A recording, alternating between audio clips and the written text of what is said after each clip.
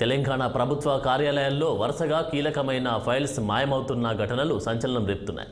పలు శాఖలకు చెందిన కీలక ఫైల్స్, కంప్యూటర్లు అదృశ్యం అవుతున్నాయి.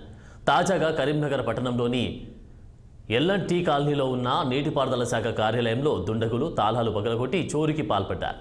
5 కంప్యూటర్లతో పాటు వైఫై కనెక్టింగ్ డేటా, మరికొన్ని కీలక ఫైల్స్ చోరీకి గురైనట్లు అధికారులు తెలిపారు. దీంతో కార్యాలయ సూపరింటెండెంట్ అంజిరెడ్డి సమాచారం మేరకు పోలీసులు కేసు నమోదు చేసుకున్నారు.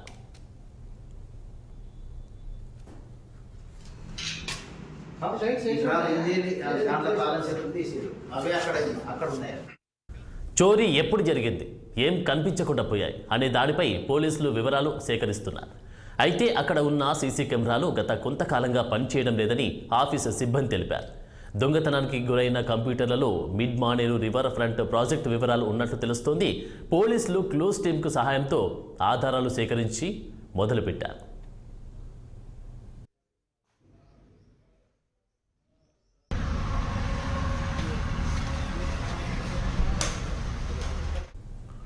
ప్రభుత్వ కార్యాలయాల్లో వరుసగా ఫైల్స్ మాయం కావడం అనేక అనుమానాలు వ్యక్తమవుతున్నాయి. గతంలో ఎన్నడూ లేని విధంగా గవర్నమెంట్ ఆఫీసుల నుంచి డేటా మాయమవుతూ ఉండడం చర్చనీయాంశమైంది. బీఆర్ఎస్ ప్రభుత్వం పోయి కాంగ్రెస్ అధికారంలోకి వస్తుందని ఎగ్జిట్ పోల్స్ అంచనాలు వెలువడిన తర్వాత టూరిజం శాఖలో ఫైర్ యాక్సిడెంట్ కావడం, ఆ ఘటనలో కంప్యూటర్లు కాలిపోవడం దుమారాన్ని సృష్టిస్తోంది.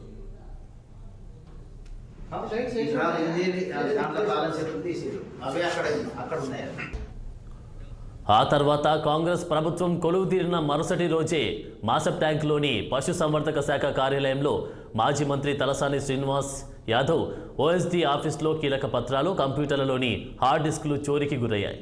బషీర్బాగ్లోని సాంకేతిక విద్యా మండలి కార్యాలయంలో ప్రవేశించిన 2 దుండగులు కొన్ని పత్రాలతో పారిపోవడం అప్పట్లో కలకలం రేపింది. ఇలా ప్రభుత్వ కార్యాలయాల్లో ఫైల్స్ మాయం అవుతూ ఉండడం చర్చనీయాంశంగా మారింది.